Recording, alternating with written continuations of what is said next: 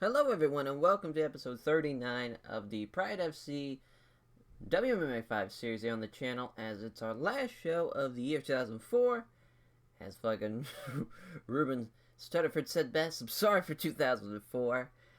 As the Pride FC Shockwave card, it's gonna be interesting. I think there's not as big of fights as there were, even on the Brazilian Bushido card. Mainly, the heavyweight title fight, which the fucking screw job in Brazil, let me tell you.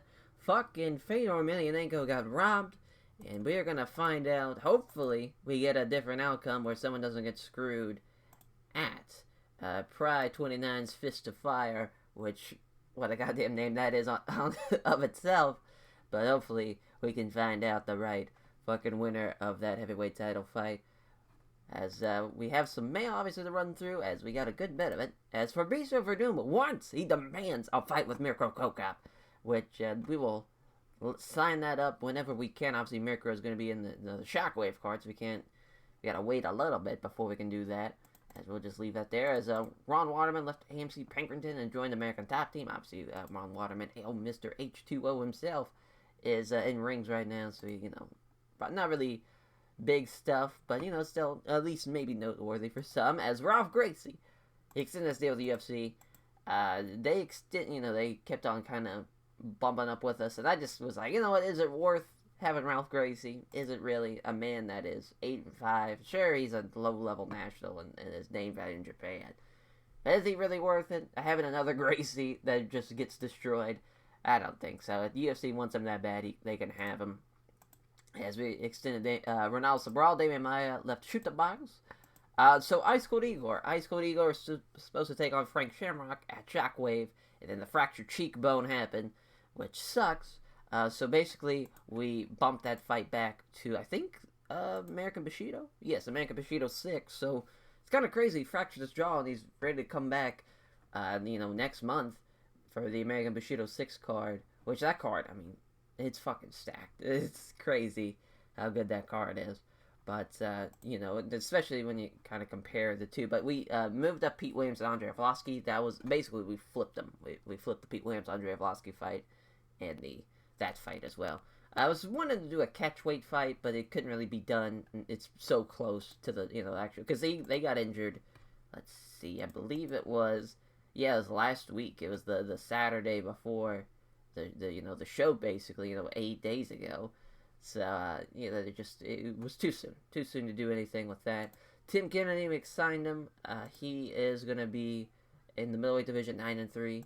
We'll see how he does. Fedor Emelianenko left Red Devil Sport. That saddened me. He left because of the fight with fucking Big Nog, but that's the way she goes. We signed Gilbert Melendez to a standard contract. He is 8-1. He's gonna be in the lightweight division. He'll be a fucking problem for sure. Jae Suklum, the fucking Korean ice pick, gonna be in the welterweight division.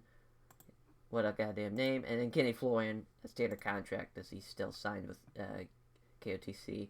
But 7-1, obviously, Kenny Florian, fucking Ultimate Fighter alumnus, as Gilbert Melendez. He left to Greg Jackson's mixed martial arts and joined the Pit as fucking Jose Aldo. I'm assuming he's still going by Jose Aldo, even at 18 years old. He's saying, don't call me Jose, you fucks.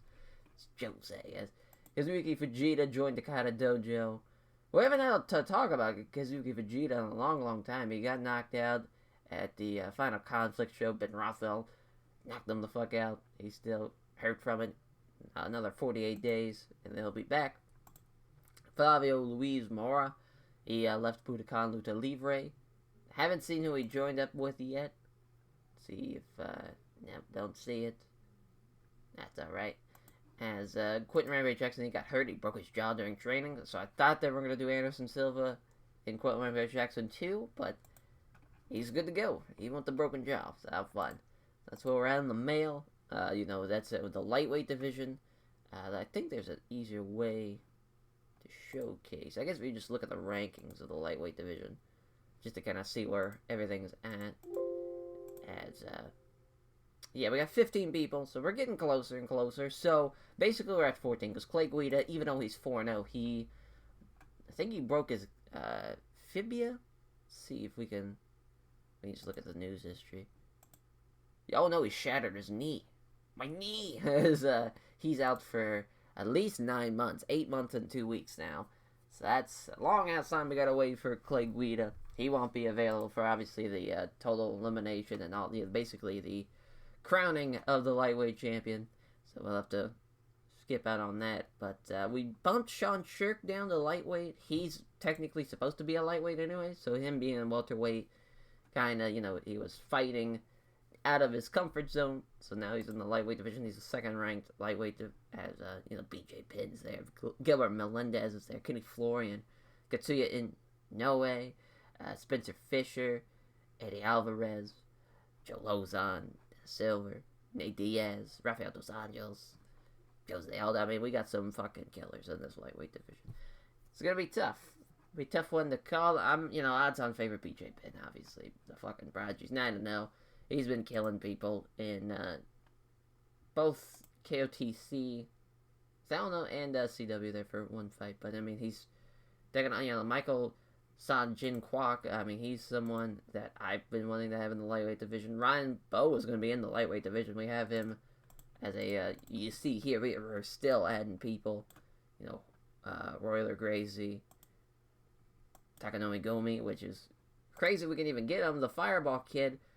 It's weird. He got signed by UFC pretty much right out of the gate in the mod, and he kind of went on a 4-fight losing streak. He lost to Sean Shirk, Jens Pulver, and Joe Stevenson. So, I mean, some big names, but as far as... And then he lost to Dean Thomas, which I think... And that was a fantastic fight, too. That's a great fight to have, but he just, couldn't get it done. Couldn't get it done. They let him go. We're picking him up at 12-7.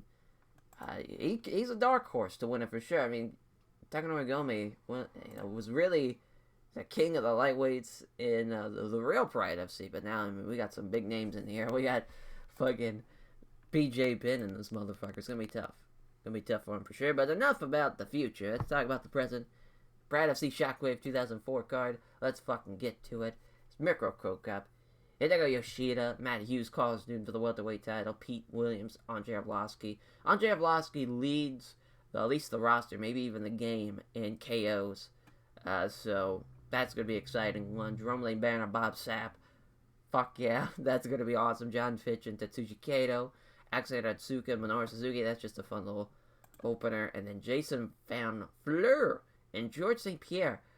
This is a hell of a welterweight fight. It's just, this is Jason Von Flue's debut in Pride. George St-Pierre, this is, I think his third fight in Pride. Maybe his second.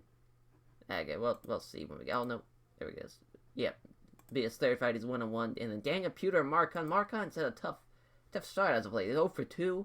He lost to Alexander Zuka. Lost to Travis Fulton and Mecca. Maybe he'll get a win here against Daniel Pewter. Let's take a look at the analysis. As Cro Cop has finished 4 of his last 5 opponents. Both fighters made eventing for the second time in Pride.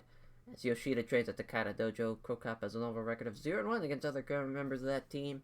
First time they have fought, Cro Cop's going to enjoy the significant weight advantage, and he's the big favorite to win on the betting lines. Have fun. It's Matt Hughes and the Ronin, Carlos Newton. Newton is making his first defense of the Pride welterweight title, if successful. Obviously, it's going to set the record because he's the first champion. Has a fucking hiccup there. As Newton has finished 3 of his last 5 opponents. Both fighters are world-ranked middleweights, which is kind of fun. As Matt Hughes is 3rd, Carlos Newton is 5th. As Hughes has won 4 of his last 5 fights by decision. This first time they have fought, Hughes is going to have a 6-inch reach advantage in the betting odds. If Matt Hughes is a big favorite. How fun. As Carlos Newton doesn't have to worry about getting slammed from the cage and getting knocked the fuck out. As Eldoro, Pete Williams versus Andre the Pitbull Arlovski. Pete Williams has finished 4 of his last 5 opponents. The 2 of the best pound-for-pound fighters in the world, actually. Pete Williams is 3rd and Arlovski's 11th. That's a big-time fight. Arlovski's finished 3 of his last 5 opponents. Pete Williams trains at Lions Den. Arlovski has an overall record of 1-0 against other members of that team. First time they fought, Arlovski's going to have the 5-inch reach advantage. Pete Williams has the slight advantage of the broadcast staff picks, 5-2, Chris and Kevin. Back on Arlovski, can't count out Andre Arlovski. That motherfucker can knock anybody out in an instant. He has got power for sure in those goddamn hands. Pete Williams, though, can knock somebody out with a head kick. So that's going to be a fun fight. I'm very much looking forward to seeing that. As Drumley Banner taking on Bob the Beast Sapp. As Drumley Banner has finished 4 of his last 5 opponents. The first time they fought. 7-0 for Bob fucking Sapp. How fun. They're going to have to reinforce the goddamn ring for this one. As John Fitch and Tetsuji Kato. Kato submitted 3 of his last 5 opponents. One of them being Matt fucking Hughes. Kato's 4th in the welterweight division. John Fitch is 9th. This is the first time they have fought. Fitch is going to enjoy a significant weight advantage. Blurcat Sapp picked 7-0 for Tetsuji Kato. I wouldn't count out John Fitch, though. John Fitch, he was 9-1. He's 2-1 in Pride. His loss was to Carlos Newton. It was a poor fight, too. Lost to the armbar, so you better watch out. Because Tetsuji Kato could win by armbar in an instant. It's Diet Butcher, Alexander Zuka, Minoru Suzuki. Atsuka trains at Peresta, which Suzuki has a record of 2-3 against other members of that team. Suzuki hasn't won a fight since December 2001. It's been 3 years. See if we can get a win here. As Atsuka will enjoy the significant weight advantage. First time they fought. Blurcat Staff picks 6-1 Minoru Suzuki. Have fun. Hopefully he gets a win. As Livewire, Jason Von Fleur taking on George Rush St-Pierre. As Jason Von Fleur, he submitted 3 of his last 5 opponents. Von Flue as trains at Minnesota Martial Arts Academy, which GSP has an overall record of 1-0 against other members of that team. George St. Pierre's 6th ranked welterweight in Pride. Von Flue is 14th, but obviously Jason Von Flue, he's been in the Pride FC welterweight division. He's beaten Matt Serra. He's beaten a lot of other people too. He's lost to Nick Serra, though. That was his last fight at UFC 61. But here he is in Pride FC. No name value. See if we can get a big win over St-Pierre, as it's his Pride debut, but it's 7-0 for the Blurcat Staff picks for GSP. It's going to be an exciting fight for sure. And Daniel Pewter taking on Mark the Super Samoan Hunt. Pewter's going to have the 5-inch reach advantage, just like him, man. Mark Hunt is going to knock him the fuck out. And both guys 0-2. Someone's got to win. Both, minus 110, minus 130. Wrestling, kickboxing. South Auckland, New Zealand. Cupertino, California is 23 years old, 30 years old, 5'10", 265, 6'3", 245. That's fucking hilarious. As Ari Yamasaki's our referee, our judges. As they face off, Pewter's towering over Mark Hunt. Fight begins. They touch gloves. Takedown attempt from Pewter right out of the gate. He's almost stops the takedown. This is Mark Hunt, but it's left hopping on one leg. Pewter has to hold the other one. Now he's trying to push him up against the ropes. Now he's trying to smother him. As they remain there, hitting each other for the next short punches for about a minute. Looking to go down low by grabbing both his opponent's leg, dragging him to the mount. He does. He can't stop the takedown. He has to pull half guard. In half guard, Pewter catches his breath, continues to throw a couple punches to the body. How he begins working side control. He's too good for Hunt, slipping out of half guard straight in the mount. And oh my, Daniel Pewter's going to win. Yep. TKO win by Daniel Pewter. We underestimated that. Boy, poor fucking Mark Hunt, starting off 0-2, or 0-3 now. He's just lost to wrestlers. We need to have him not take on a wrestler. We need to protect him. Tough. And thanks to all of his sponsors for backing him, and also thanks his family, friends, and supporters. Man, that's tough. As Livewire, Jason Von Flue taking on George St-Pierre as 10-2, or 10-4 rather, 11-2. Mixed martial arts styles of George St-Pierre, Brazilian Jiu-Jitsu title of Jason Von Flue as 6 foot 5'10", minus 360 plus 280. We'll see what happens. Mario Masaki staying out there. Judges at ringside. Here we go. Touch gloves. Exchange of strikes happens right in the center of the ring, but neither fighter lands anything good. They clinch up, start jacking for position. Looks like he's gotten the better of the clinch, this GSP. He gets caught with a knee strike. This is Von Flue. His body to the ground. As using his wrestling skills, now GSP is trying to push him up against the ropes.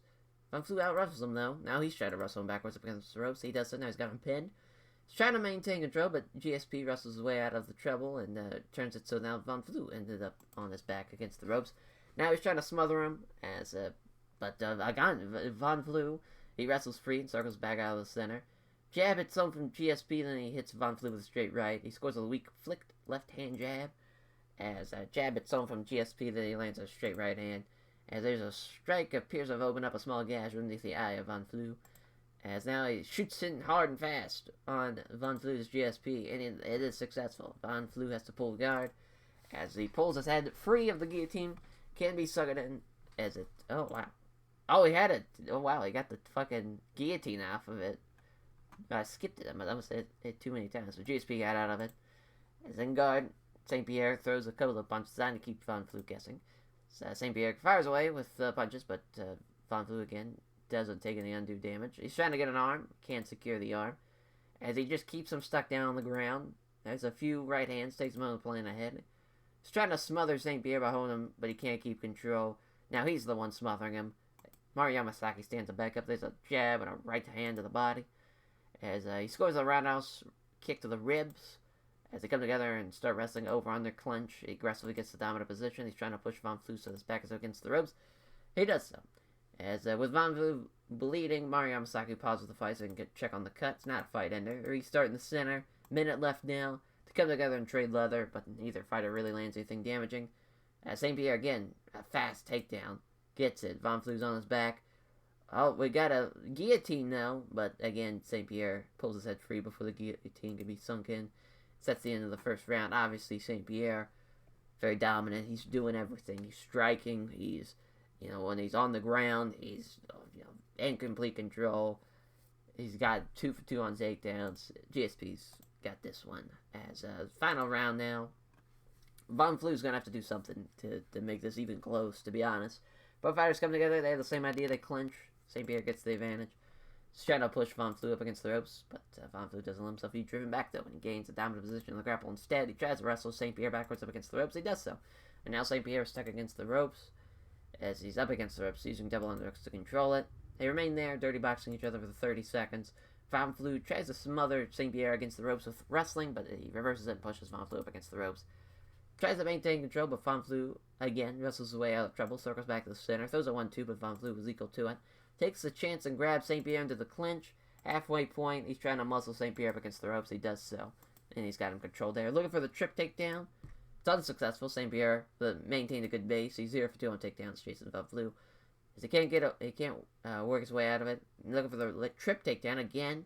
St-Pierre stops it. As then he's got control of the grapple. As he's just, again, pressed up tightly against the ropes, just wearing him down. Next minute or so, they see close quarter sturdy boxing. As he's got the underhooks, looking for the takedown. He gets it. 3 for 3 on takedowns, then the fight. Your winner, unanimous decision, George St-Pierre. As 12-2, 10-5 for Jason Von Flue. Tough debut for him, but that's GSP. That's a tough fight. Tough fucking fight. As he name checks all of his sponsors and he thanks all of his fans who trying to support him. He's trying to respect GSP, praises Von Flue for his skill and toughness. So no doubt that George St-Pierre benefits from being interviewed. He knows that the value of building a name value. As now we're on the main card. Alexander Zuka, the Diet Butcher, taking on Minoru Suzuki. 4-10, 30-21. Some fun records as it's minus 150 plus 110, so it's kind of close. Catch wrestling style. Alexander Zuka coming in off of a win against Mark Hunt. As he also beat Nobita Kato. Minoru Suzuki, I don't think he's won a fight in Pride yet. He is not. He's 0-3, taking on Sakuraba, Hoist Gracie, and Lyoto Machida. Both been great to good fights in both. Well, the Sakuraba fight lasted the second round, but it's been a finish. We'll see what happens. And, Suzuki was on a 5-fight win streak before we signed him, too. How fun. He lost to Simi Chalette. That was before the show. Or before the mod started, rather. So here we go. Our referee, our judges. The weight in about the same, but it's now clear that Suzuki has a significant weight advantage. Both fighters get a good reaction during their entrances. They're both fighting from the home crowd tonight. It's Yokohama, Japan, Tokyo, Japan. Here we go. A quick exchange strikes does not produce any damage. Suzuki throws a 1-2, but Zuka was equal to it. Comes in looking for the takedown. Stops the takedown with a great sprawl. As now he's forced down to his hands and knees. Knee strike is about to be thrown, but Suzuki scoots backwards quickly and springs up to his feet. Comes in, apparently willing to take some shots, if that means getting close up to grapple. As Atsuka lands a jab and hits a nice straight right hand. And there's a gash under the eye. They engage. Atsuka misses the right cross, leaves over for the counter. Suzuki attacks a left jab and a big right hand that just misses. They engage. Misses the right cross, leaps over for the counter. Atsuka attacks the left jab, but misses the big right hand. As it looks like we're about to see a shot from Zuka, but Suzuki was more aggressive, particularly in the initiative. So there's a 1-2, but Atsuka is equal to it. Backing off, he hits a weak left hand as Atsuka. As Suzuki can't hit the left jab, but hits Atsuka with a straight right. Suzuki shoots in for the takedown. He gets the single leg. Atsuka pulls guard.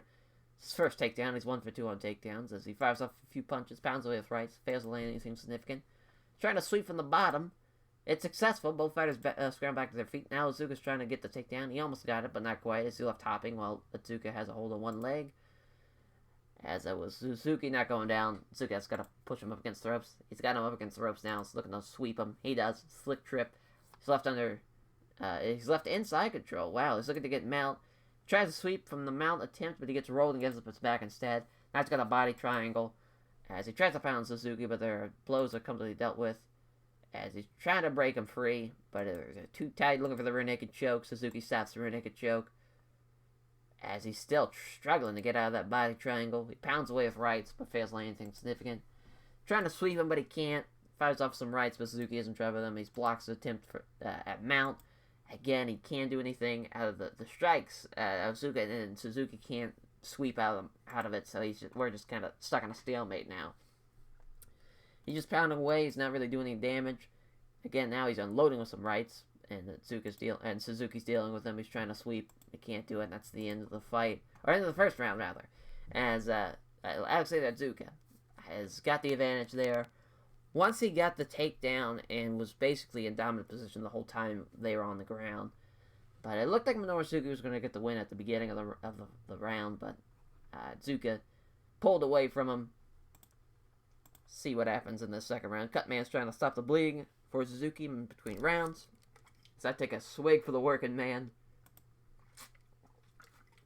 Our last round. Round 2 begins. Both fighters move and engage. Zuka hits a left cross. Scores with a jab, but has a right hand blocked.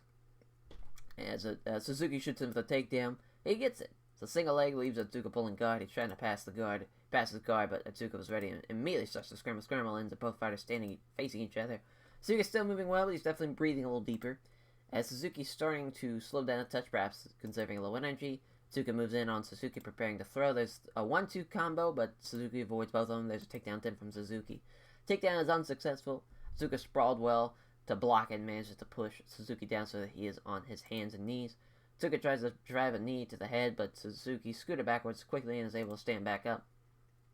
We move into the second half of the round. Moving in fast, Suzuki wrestles his way into the dominant position in the clinch. With complete control of the clinch, Suzuki tries to complete the takedown. Doesn't work though. Suzuki blocked it. Then he takes control of the grapple. Trying to wrestle Suzuki back against the ropes. He does so. Now he's got him. As he ducks down, grabs a leg, Suzuki remains standing using the ropes for support. But he's under the threat of the takedown. He gets it. As he goes down hard, gets side control out of it. And side control, Zuka throws a couple of punches designed to keep him guessing. He blocks Suzuki's tries to transition the guard. He fires away the punches. Suzuki doesn't take any undue damage.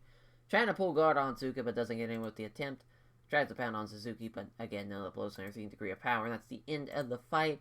Again, all Alexander Zuka. Alexander Zuka with the win over Minoru Suzuki. Unanimous decision there. Wow, and that was a good fight. Man, Minoru Suzuki 0-4 in Pride, but he's had good to great fights. I think we're going to keep him around for one more fight. And we'll see what happens. It's going to be 30-22 for Minoru Suzuki. 5-10 for Alexander Zuka on a 2-fight win streak and an upset win. Thanks everyone connected to Peresta for helping him prepare for the fight and his sponsors and for supporting him financially. Praises Suzuki for the tough fight. Now we're moving on to John Fitch and Tetsuji Kato. 9-1, 22-6. 26 years old, 27 years old. Saitama, Japan. And Fort Wayne, Indiana. Shota style, wrestling style. Greg Jackson's mixed martial arts. Peresta, minus 360 plus 280. 5'7", 170. 6 foot, 183. So he's going to be bigger and stronger. We'll see what John Fitch can do with the size and weight advantage, if it's going to be anything for him. He's towering over Kato.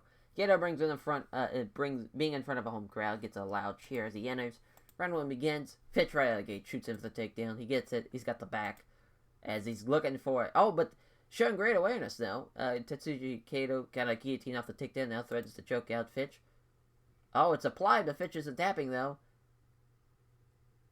Wow, and it's not perfectly applied, and it's allowing Fitch to breathe.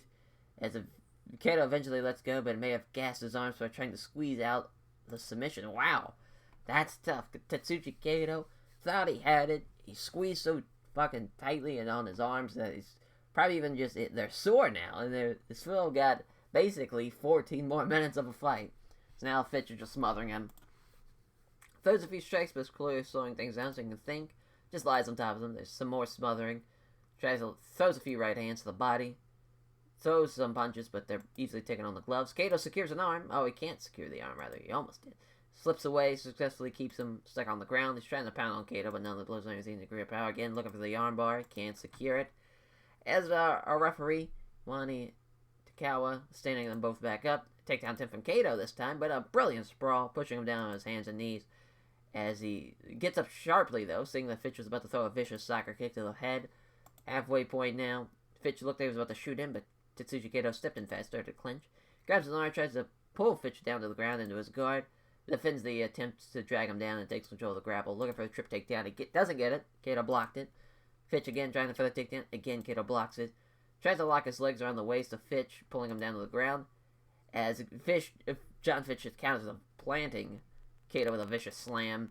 On his back, Fitch watches as Kato watches as Fitch comes in looking to get dominant position on the ground. Fitch dives in, but Kato pushes him away, starts the scramble. Fitch is left turtled up, facing Kato. Tries to pound on John Fitch, but all the blows are comfortably dealt with. Fitch is back to his feet. There's a takedown attempt from Kato. It's unsuccessful. Fitch sprawls, push him down on his hands and knees. As again, Kato scoots back quickly and springs back to his feet. Gets in close, clinches with John Fitch again. He's trying to grab his arm and pull him down. Fitch defends it again, as now he's looking to just take him down out of the clinch. He doesn't get it though. Kato blocks him. Tries it again. Kato blocks it again. Fitch is trying to muscle him against the ropes. He does so. And now Fitch is tries to knee Kato, but he wrestles free and circles back to the center. Takedown attempt from Kato. It's another great sprawl from John Fitch. Pushes him down on his hands and knees. He fires off some rights, but Kato doesn't try with them, and that's the end of the round. Wow. What an exciting grappling contest that was, actually. I mean, besides the one time, Fitch got the takedown and was secure, I mean, there's just two guys that are sprawling and doing a great job of defending every takedown. I mean, as a whole, we are fucking 1 for 8 on takedowns for both men. Tetsuji Kato has had a tough go of it, but it's not over, though. It's still close. He could have a dominant second round and win the fight. Bell rings, Fitch right out of the gate again. Shoots for the takedown. Again, it's a great sprawl. Pushes him down on his hands and knees. Again, Fitch has to get up sharply for the knee. Takedown attempt. Fitch can't stop it, and he has to pull guard. Now he's passing guard. He's got it. He passes to half guard. Pounds away with rights, but fails to land anything significant. Kato blocks Fitch. He tries to transition to full guard now, in half guard. Kato catches his breath. Continues with a couple of punches to the body. Halfway point. Punches down on Fitch, easily taking on the gloves. Blocks Fitch, tries to transition to full guard. Fires off a handful of punches, but each easily being blocked with gloves. Fitch tries to transition to full guard, but can't manage it. He keeps him guessing with a few quick strikes. Tries to get the side control. Fitch was ready for it, though. He starts the scramble. Scramble sees Kato at first, only to be grabbed and wrestled up against the ropes immediately, as he catches Kato with a knee strike. As another knee strike, this time to the ribs. And that's the end of the fight, end of the round. Man, I think it's Tetsuji Kato. I think we're going to give it to Tetsuji Kato. We'll see, though. It's close. It's real close. Are they going to say John Fitch had, was in control more in the fight than Tetsuji Kato? We'll see. Yeah. Tetsuji Kato gets the win as a big win, too, over John Fitch. John Fitch now 9-2. Tetsuji Kato 23-6. It's a big-time win for Tetsuji Kato there, as he gives a name check to everyone at Peresta, all of his various sponsors, and then all of his friends and family and supporters. He asked who he'd like to face next, and he has a lot of respect and skills for Dennis Hallman. That'd be a great fight. Yes, it would. As Drumley Banner taking on Bob the Beast Sapp. It's 4-2, 2-2, kickboxing, a brawler style. 31 years old, 32 years old, 6'5", 265, 6'3", 260. Some big motherfuckers gonna throw some goddamn hands here. As Naguma is our referee, our judges, is pacing around like a caged tiger. Sapp looks eager for the introductions to end so he can go into battle. There's the bell. They touch gloves. Both fighters meet in the center as he dodges the right hand and they counterattacks with a spinning kick to the body. They engage as, again, Leibana counters the right hand with a quick kick to the lead leg. As Leibana doing a great job just counter-striking. Counters the right hand with a jab and a kick to the lead leg. As Sapp's still moving well, he's definitely breathing a little deeper now, just fucking almost a minute into the fight. They stand and trade, but all the shots are either off target or safely dealt with. Two fighters engage. He slips past the right hook and counters a low kick to the lead leg. Two fighters engage with strikes, but nothing significant. Both fighters step in to strike. Leibana counterattacks the right hand with a left jab and a right cross. Sapp is breathing very hard now. They come together and engage As he dodges the right hand, counterattacks a left jab and a quick head kick. And, oh, that head kick backs off. He does not look like he's on his feet at all. He has clearly been rocked by that last shot. And now there's a big right hook. Sapp is knocked down as he quickly goes in for the kill. That's Jerome Banner looking to stomp and kick the day Sapp. Somehow Sapp hangs on, surviving a flurry of bone crunching stomps and kicks. Jesus Christ, Bob Sapp. As he hits a kick but can do nothing to stop Sapp from getting back to his feet. Two fighters stand and trade strikes. Neither fighter can land a significant blow. Sapp hits a left jab but has a right hand absorbed on the gloves. He connects clean with the right hand and he rocks him with that one. And there's another fucking big right hand and another knockdown. Again looking to get in for the kill. Some vicious stomps and kicks. Again, Sapp can't get put away. Jesus Christ. Halfway point in the first round. As he has to, gets back up after making Banner step back to avoid an up kick. He's limping now. The leg kicks have taken into effect. They engage in the center. He misses the right hook and gets kind of a crunching kick to the thigh. As now Jerome Banner is starting to tire a touch. He acknowledges some obstructions as Bob Sapp with a curtain out of the head and returns to his full attention to the fight. They move and engage. Sapp misses the right cross, leaves him over the counter. He comes in with a left jab and a powerful left-right hand to the body. And now he's crunching his chest. There's another knockdown. And there he sends his victory for the third time. Stomps and soccer kicks. He holds off. He survives on the arsenal of stomps and kicks. Now he's just looking to get on top. He almost sneaks around, but Sapp ultimately holds him in guard. As Jerome Banner keeps tight to Sapp, peppering him with short strikes. Sapp is trying to sweep from the bottom of guard. I don't think it's going to happen. Oh, it works, but only results in both fighters ending up scrambling back to their feet. As they engage in the center, Sapp lands a left jab that doesn't connect with the right hand. As there's a great right hook. He's looking on the verge of exhaustion, is Bob Sapp, and he is hurt. He does not go down, he's hurt, he's covering up, but Banner's already advancing to try and finish the fight. There's a big right hand through the guard, as he's trying to quickly pounce, he's looking to rain down on punches, and now he's destroying Bob Sapp with heavy shots. Finally, it's over. Jesus Christ, that was better than I could even anticipate. I mean, Jerome Banner just fucked up Bob Sapp for a solid 7 minutes. Insane. I mean, Jerome Banner thanks all of his sponsors for backing him and also thanked his family, friends, and supporter. Bob Sapp is probably have to go to the hospital after that one, as our next contest, what a fight it is.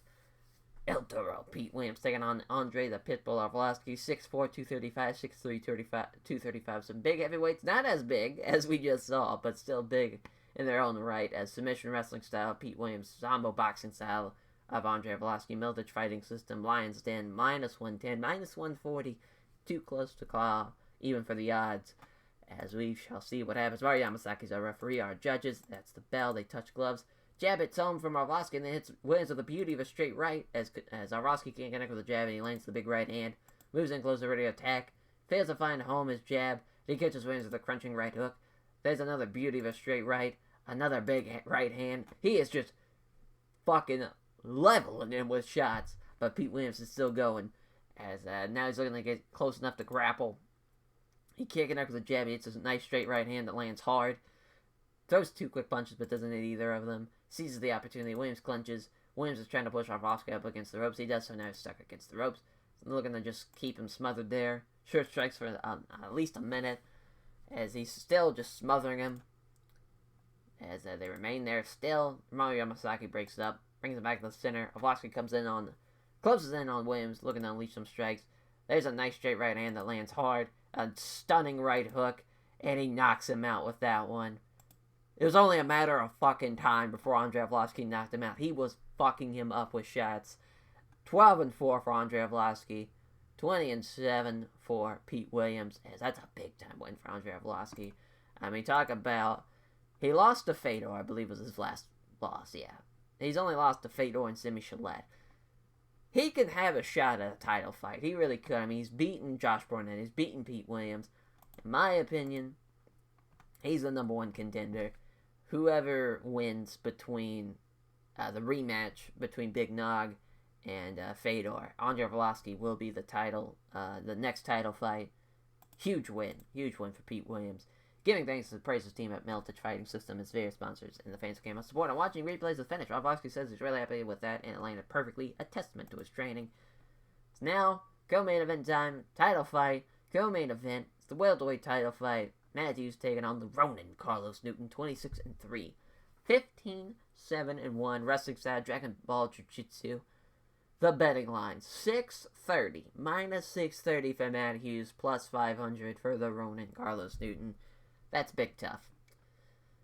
See if Carlos Newton can do it. Can he shock the world and keep his title? As a referee, Hideki Naguma's our referee. Our judges are ringside. There's the bell. They touch gloves. Up close, they start wrestling. Hughes is the aggressor in the clinch, trying to push Newton so that his backwards against the ropes. He does so. He's got him pinned, looking for the sharp trip. He does. He sends him down. He's got his back off the takedown. He's got the body triangle. Here's some right hands if they're anything significant. Is again, he's trying to get free of the body triangle, but they're at the expense of being mounted. As he fires away with punches, but Newton doesn't take any undue damage. He's trying to sweep Hughes out of mount, but he can't do it. He pounds away with rights, but Newton covers up, only a couple of minutes to get through. Now he's stung by several big shots. Yeah, but now none of the blows are anything degree of power. He's trying to get to half guard, but he can't. So he unloads with some right hands, but Newton, again, deals with them comfortably. He's trying to get some separation to pull half guard, but he can't do it. As he's taking undue damage. Tries to get a half guard, he's just stuck. He's going to be stuck in Matt Hughes' fucking wrath here. As he controls him still. He's trying to wriggle into half guard, but again, Matt Hughes stays in control. Fires away with punches. Newton doesn't take any undue damage. He's trying to move Hughes out of mount. He can't do it. He's in complete control. He can't get enough separation to get out of it. He's now going to be able to finish the fight, though, Matt Hughes. At least not yet. As he is in trouble with the strikes. Tries to get the half guard, but again, he can't do it. He pounds with a significant blow. With it, they're out. Fails to land anything significant, rather. As again, he's controlling him. He deals with him comfortably still. Blocks attempt to move him from mount. Tries to pound on Newton. As again, he's trying to get the half guard, but he can't. And again, he's just landing shots to land him. He's still controlling him. He's landing shots to land him. Complete domination by Matt Hughes. He landed he landed 90 strikes. 90 strikes in 10 minutes of fucking fighting. All Matt Hughes. It's no surprise. Let's see what happens in the second round. They get up close, they wrestle. Matt Hughes again aggressively gets a good position in the clinch. As Newton smothers Hughes, though, as he tries to use some dirty boxing, gain the upper hand in the grapple as a result. As now Newton tries to lock his legs around the waist, pulling him down. He does so. What a terrible idea, though. Looking for an arm, he can't secure it. Throws a few right hands, it takes him over playing ahead. Can then just look up a bunch of the body. Again, he's just going to stay there and just land shots. Always looking for an arm from the bottom. Can't get it, though. He's trying to pass the guard. He gets past it. But Newton stops him in half guard. Still pounds away. He's trying to get the full guard on Hughes. Doesn't allow it. Trying to get some separation to try to get a scramble. He seizes the opportunity, though. As Matt Hughes. As Newton is too slow and gets caught in side control. So now Matt Hughes it doesn't matter. It's already over. Unanimous decision for the welterweight champion of the world now. Matt Hughes, 27-3. Carlos Newton, you had a great run. That's 15-8-1. You won the welterweight Grand Prix. They can't take that away from you. It's your new champ right there. I'm surprised that was rated good. That was one-sided as all hell. That was, the second round at least made it a little bit more exciting, but Jesus. Matt Hughes just pounding that motherfucker for 15 minutes as shows off his pride welterweight title. As he says, he intends to be champion for a very long time. It's now Cro Cop taking on Hideki Yoshida in the main event of this Shockwave card. 5-1, 3-0, judo kickboxing. Doesn't get better than this. Minus 500, plus 390. Mario Yamasaki's a referee. Our judges. Yoshida's fighting from the home crowd tonight. He gets a big cheers and makes his entrance. Fight begins. They touch gloves. Yoshida clearly respects his opponent's striking. He's very worried about getting close enough to grapple. Cro Cop lands a jab and catches Yoshida with a spin kick to the body. Moves in closer, looking to open up an attack. Connects with the jab, but Yoshida dodges the roundhouse kick to the body. Comes in, looking to strike. Jab hits him from Cro Cop. He lands the big left hand. Can't connect with the jab. He hits the body kick. As he closes the distance, obviously looking to strike. He lands the right jab. He lands the big left hand. As there's a straight left hand that lands hard. As he comes in on Yoshida, looking to unleash some strikes. He may have been aiming to get in close, but Cro Cop aggressively took the initiative. As again, he connects with a jab and a left hand. As he scores the left cross that lands hard. There's a body kick that it gets avoided from Yoshida as Cro Cop still lands the jab. So he lands a flurry of 3 punches but misses the vicious left hand. Steps in looking to unleash. Right jab, left hand. As he can't hit the step jab, he hits a vicious left kick to the side of the head. That is a knockout for sure. Yep, he is out. It is knocked out cold. It's all over. Miracle Cro Cop.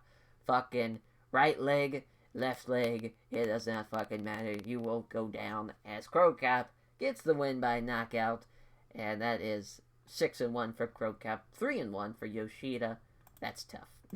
That's a tough way to go out in front of your home people. Fucking judo, fucking gold medalist. Runs into Miracle Cro Cop head kick knockout as he gives a name check to everyone at Golden Glory. All of his various sponsors, the fans.